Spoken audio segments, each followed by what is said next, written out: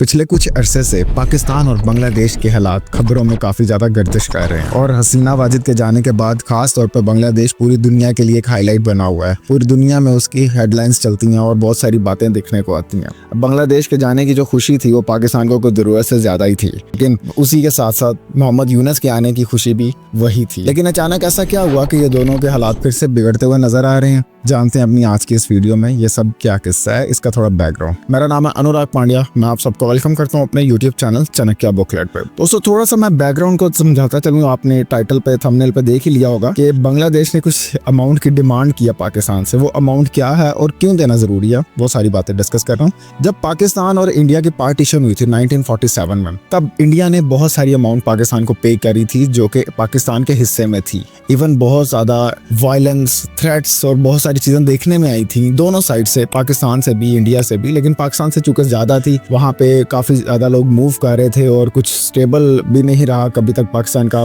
जो सिस्टम है, तब भी नहीं था, अब भी नहीं है। लेकिन उसके बावजूद जो इंडिया ने इंटरनेशनल लेवल पे जो पेमेंट करी थी, जो पाकिस्तान के हिस्से की थी, जो ब्रिटिशर्स ने भी बोला था और इंटरनेशनल लेवल पे इंडिया को सब देख रहे थे, तो जितने पैसे बनते थे पाकिस्तान को वो पे किए गए थे इंडिया साइड से। इवन जो कश्मीर का भी सौदा हुआ था, मतलब जो कश्मीर के हवाले से भी बात चली थी, इंडिया ने उसकी भी पेमेंट पाकिस्तान को करी थी। ये बात बहुत ज्यादा कम बताई जाती है, दिखलाई जाती है यूट्यूब चैनल्स पे भी और ब्रॉडकास्टिंग मीडिया में भी इसकी बहुत ज्यादा कम बात करी जाती है। लेकिन 75 लाख में उसकी पेमेंट की गई थी। 75 लाख में कुछ लोग कहते हैं, कुछ लोग इसको कंट्रोवर्शियल बनाते हैं, 75 करोड़ में भी कहते हैं, व्हाटएवर, उसमें पेमेंट करी गई थी। इसी तरह बांग्लादेश पाकिस्तान का उस वक्त हिस्सा था ईस्ट पाकिस्तान की सूरत में, जो कि आजकल बांग्लादेश है। और बहुत सारे अप्स एंड डाउन उस मौके पर दिखने में आ रहे थे। बांग्लादेश की जो जनता है वो वैसे ही बहुत ज्यादा इग्नोर थी और उसके जो वहां पे हालात थे वो भी काफी ज्यादा इग्नोर थे पाकिस्तान की गवर्नमेंट, यानी उस वक्त के वेस्ट पाकिस्तान साइड से। बहुत सारे बेसिक राइट्स जो कि ईस्ट पाकिस्तान के लोगों को नहीं मिल रहे थे, और उसी की सबसे बड़ी जो असल वजह बनी थी वो इनका फ्रीडम हासिल करना था वेस्ट पाकिस्तान से। और ये हमेशा ये कहते हैं कि इंडिया की इन्वॉल्वमेंट, भाई इंडिया ने जैसी भी इन्वॉल्वमेंट की उस वक्त वो बांग्लादेश ने उसको एक्सेप्ट किया था और उसको एक सक्सेस समझा था, और आज भी वो आपके साथ मिलने को तैयार नहीं है। इस बात का प्रूफ मैं इस वीडियो के एंड पे भी दूंगा, और जो बात आज स्टेटमेंट करंटली जो आई है वो भी आप इससे खुद फैसला कर सकते हैं।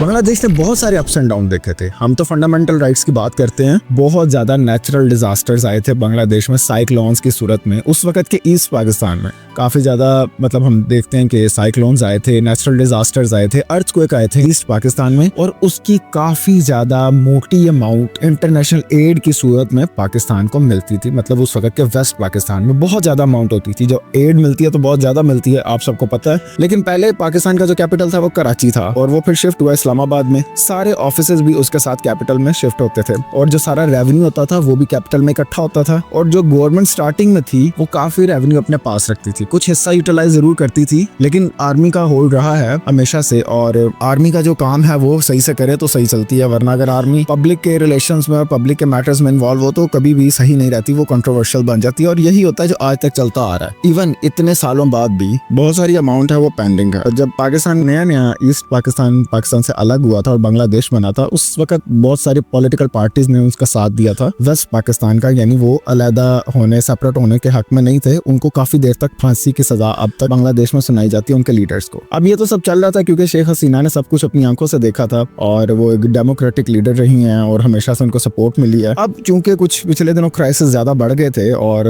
एंट्री होती है मोहम्मद यूनुस की, जो कि प्योरली डिक्टेटर एंट्री है। उनको आर्मी हर टाइम लीड करती है और हर चीज उनकी आर्मी पाकिस्तान की आर्मी की तरह ही हर वक्त एंटर होती है। और पाकिस्तान में बहुत ज्यादा अजीबो गरीब किस्म का जश्न मनाया जा रहा था। सोशल मीडिया पे भी ऐसे जैसे ये फिर से इकट्ठे हो गए और पता नहीं क्या क्या ये चीजें बताई जा रही थी। लेकिन अब रिसेंटली पाकिस्तान की जानिब से मुकम्मल सन्नाटा और खामोशी छा गई है। वो क्या बात है जी, बांग्लादेश ने जब ये सारी चीजें देखी तो उन्होंने कैटेगोरिकली और डायरेक्टली इनसे, सबसे पहले तो 1971 में जो ज्यादती की गई ईस्ट पाकिस्तान से, जो उनके फंडामेंटल राइट्स थे, उसके लिए एक फॉर्मल माफीनामा मांगा गया पाकिस्तान को कि वो प्रोवाइड करें। और दूसरी बात, $4.52 बिलियन अपने पैसे मांगे गए हैं बांग्लादेश की जानिब से पाकिस्तान को। इसके बाद Pakistani government, Pakistani social media, Pakistani broadcasting, live media, main stream media और आम जनता मुकम्मल खामोश है। ये तो वही बात हो गई कि फोतगी वाले घर से नमक मांग लेना। क्या बात है भाईजान, ये क्या अचीवमेंट है। पाकिस्तान तो उसके तो अपनी आटे की लाइनों में लगे लोग फोत हो रहे हैं, महंगाई का बुरा हाल है, बिजली के जो प्राइसेस हैं, इलेक्ट्रिसिटी की बहुत ज्यादा है। तो ये सारा खामोशी क्यों छा गई? इस सब बातों का